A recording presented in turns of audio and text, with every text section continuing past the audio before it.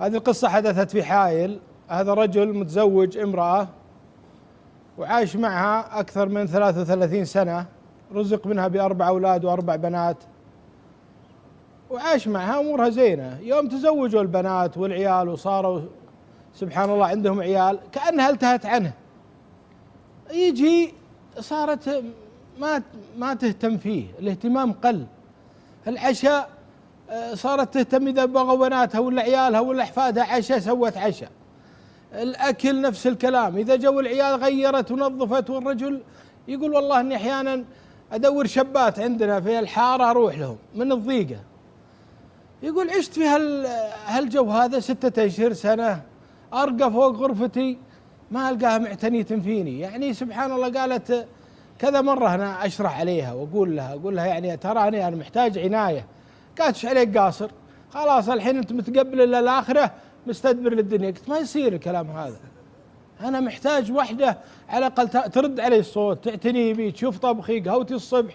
الحين أول كنت تسوي لي قهوة، الحين ما تسوي لي. الغداء نفس الكلام، أما تطلبه من برا ولا على خاطر عيالك. يقول فصار بيني وبينها شد، وصارت سبحان الله حتى يعني قامت تنغص علي، حتى تطلع لي بعض العيوب، بعضها فيني وبعضها مو فيني مثل ما أي بيت.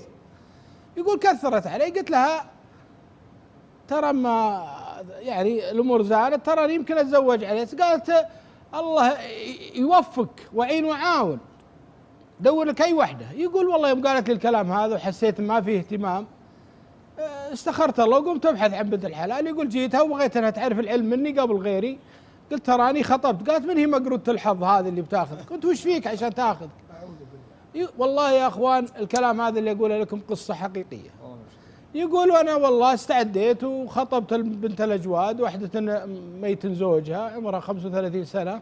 يقول عندي دور وشقتين فوق، واحدة من الشقق فيها واحد من العيال، والشقة الثانية سكنتها انا وزوجتي الجديدة هذه. يقول والله ارتحت، صرت اذا جيت العيال صار في حرب من البنات ومن العيال، لا هنا سلام ولا هنا محبة ولا هنا، بالعكس زادت الجفوة. ابي احد يسوي لي قهوتي، متخذ نفس الطريقة يوم فوق ويوم تحت. يقول وجدت عندهم يعني غضاضة مني، ما فحاولت معاهم والله اني اتلطف معاهم لكن ما وجدت، اضطريت اني اقعد فوق. يقول خدت فترة الا ترسل ام العيال لي تقول واحدة البنات يا ابوي انزلوا زوجتك زوج امي تبي تسلم عليها. يقول نزلت انا وياها، يوم سلمت عليها وقامت. يقول سن الامور هدت، انا ما ادري وش النية، لكن ونزول زوجتي معي طمني، شفتها تتقهويها وجايبت لها حلا وتوسع صدرها. قعدت 7 أشهر 8 أشهر يقول مع بعض اخويا، الين سبحان الله كتب الله لي انها تحمل المرأة الجديدة. يقول يوم حملت المرأة الجديدة ولهذه اعوذ بالله جنونها، وتطردها وتطردني من البيت، وينقلب علي البيت فوق تحت اكثر من الاول. صارت ما عاد تتعامل معي الا بصوت عالي، والله يعزكم كلام ما هو طيب. يقول رزقني الله ببنية أسعدت حياتي هالبنت هذه. يقول أنا أنزل لعيالي لا سلام ولا كلام ولا والله احترام. الاحترام يعني بسيط جدا، إن سلمت يا الله يردون علي. يقول والله مو بهذا الأبو اللي المفروض يعني الحمد والشكر لله ساعدت في تزويجهم، وبالعكس ساعدت في أشياء كثيرة. الآن يقول قعدت لي 6 أشهر أو 7 أشهر من بعد ما جات البنية إلا يجيني خطاب المحكمة بتقديم شكوى. يقول يوم جيت لقيتها مع 2 من عيالها في المحكمة مع الشيخ.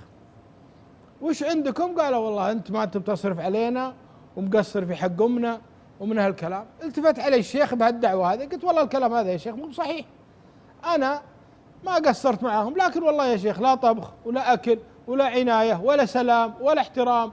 وبلغت المرأة هالكلام هذا، وقلت لها تراني أنا محتاج الزوجة، محتاج المرأة اللي تعين. وهي قالت لي توكل على الله الله يعينك. قال كلامك صحيح. قالت إيه بس إنه ما عاد يصرف علينا يا شيخ، ما عاد يعطينا. قال شلون أصرف عليهم يا شيخ وأنا رجال يعني الأساسيات أجيبها، لكن ما في احترام ما في تقدير يا شيخ، والله ما يجيني. قام الشيخ قال شوفي أنت وش تبي الآن؟ قالت أبي يكتب لي الفلة اللي أنا فيها باسمي أنا وعيالي، أنا خايفة إن هالمرة وبنتها يأخذون الحلال. قال وأنت وش تقول؟ قال لا والله ماني بكاتب من البيت، واللي بمو إذا مت من غير شر بيلقون وراهم الوصية على ما قيلت شرعية، وبالنسبة لها تبي تقعد وعيالها في البيت تبي الله يحييها، ما تبي تقعد الله يحفظها. قال الشيخ أجل أنت ما لس دعوة عنده ولا أنت، ما دام الرجل ما أثبتي عليه شيء واضح. يقول ورجعنا للبيت، يقول خذنا، صارت سبحان الله تتلطف لي المرأة هذه. يقول جيتها لقيتها تربط الله يعافينا وياكم فنايلي في الباب كأنها أعمال شيطانية أو سحر.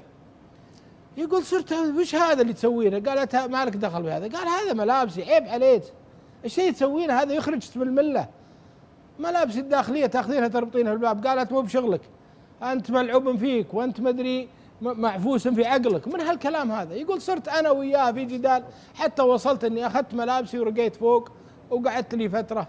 يقول ورزقت بابنة ثانية. بعد فترة يقول سبحان الله جاني مرض وانتقل إلى رحمة الله الرجل هذا. فيقول لقوا في الوصية الشرعية ووزعها على حسب النظام. اللي أنا أبغى أقوله يا أخوان، بعض الحريم الله يجزاهم خير في بيوتهم كبر رجل بالعكس اهتمي به، هو مصدر الخير اللي أنت فيه، وعيالك هذيلا هو مصدر سعادتهم، هو مصدر سعادة سنتي، وأنت الآن سمحتي له بالزواج قومي معه. بالعكس إن كانت أنت يعني شايفته في نفسك صحيا وعدم مقدرة أن تساعدينه، هذا أقل شيء يقدم له. أنا ما أحث على الزواج، ولكن أنا أقول الرجل له حقه واحترامه، والعيال لا يتدخلون بين الأب وأمهم. كثير أيضا من الحريم مساكين، الرجل إذا كبرت المرأة ما ينظر لها شيء. ترى الأمر بين الرجل وبين المرأة، احترموا بعضكم وقدروا بعضكم ولا تنسون الفضل بينكم وبين بعضكم. المرأة عاشت معك 40 سنة ولا أنت عشت معها 40 سنة، قموا بواجبها، قدرها وأنت كذلك، لأن الله سبحانه وتعالى أعلم بكم وأعلم بهالعدالة اللي أنت تقدمها لهالمرأة والمرأة اللي تقدم لك. أسأل الله العلي العظيم يا أبو عبد المحسن ينفع بهالقصة، وجزاكم الله عني كل خير.